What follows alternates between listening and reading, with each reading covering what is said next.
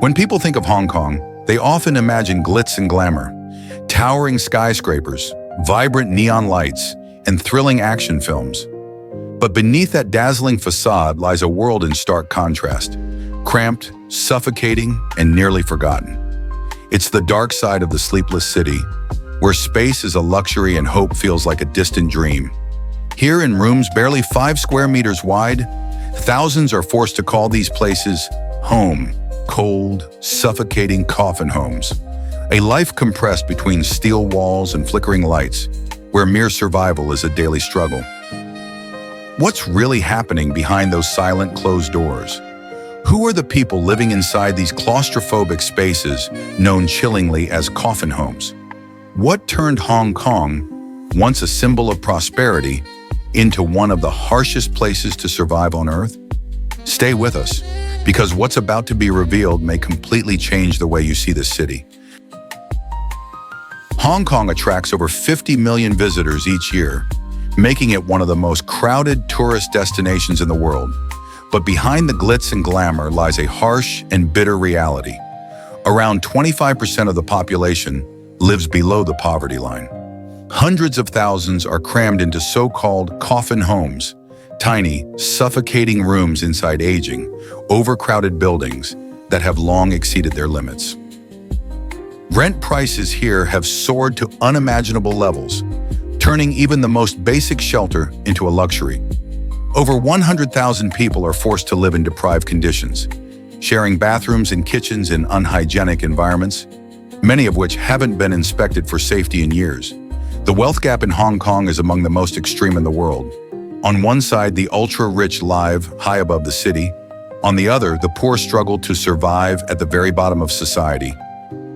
After World War II, a wave of migration from mainland China caused Hong Kong's population to surge. Infrastructure couldn't keep up, leading to the rise of slums and informal settlements. Shadow cities within the city itself. As the economy grew, the government prioritized commerce, while affordable housing was left behind, and so coffin homes continued to multiply, one after another. On the very same island, you can witness a breathtaking contrast. On one side lies the glitzy skyline of central and mid-levels, where shimmering glass skyscrapers pierce the sky under the blazing sun. But just a few blocks away, you step into Sham Shui Po, where low-income workers squeeze into rooms smaller than 5 square meters. From a rusted balcony, you can gaze upon thousands of tiny dwellings stacked like a giant, inescapable maze. In impoverished areas like Samsui, the streets are packed with street vendors and open-air markets, but hardly a tourist in sight. In Mong Kok, the most densely populated district in the world, with over 130,000 people per square kilometer, towering apartment blocks rise endlessly, almost touching one another, leaving barely any space in between.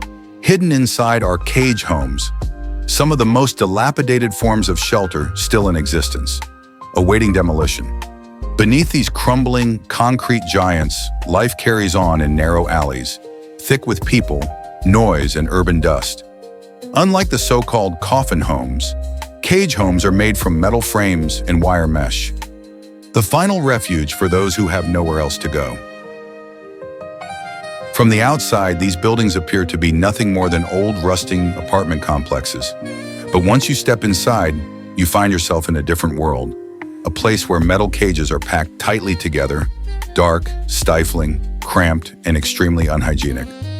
Mr. Fong, an elderly man, has lived here for over 20 years.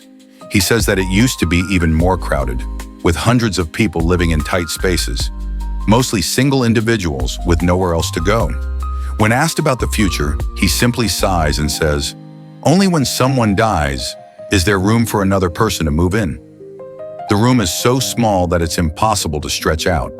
A refrigerator is pushed up against the corner. The window opens to the noisy streets outside. The elderly stay in their rooms all day. The younger ones go out to earn a living. Another resident, who lost his home after a divorce, has been living here for over 10 years, paying 2,000 Hong Kong dollars a month. The living space is just slightly bigger than the width of a hand. The ceiling leaks when it rains. The bathroom is shared with 11 others. Many people suffering from illness rely on their neighbors. Meals are eaten hurriedly in the corner of the cramped room. with takeout food.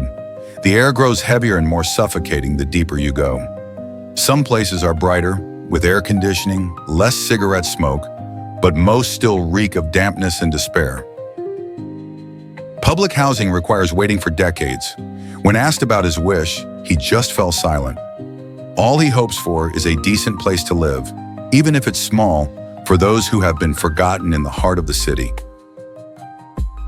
Cage homes are not confined to just a few areas. They stretch across all of Hong Kong. Many people have no choice but to live in these metal cages, like being imprisoned or roam the streets. An NGO named Sue is working to change this, providing essential supplies and speaking up for the vulnerable. But the future remains uncertain. A representative from the organization said, "For the past 30 years, they have witnessed Hong Kong's dramatic changes. Prices have skyrocketed, housing has become a luxury, and the gap between the rich and the poor has become increasingly stark." A narrow corridor with 20 rooms known as a coffin home. The rent still costs several $100s per month. From the outside, Hong Kong appears to be full of bright lights, bustling areas, and towering skyscrapers.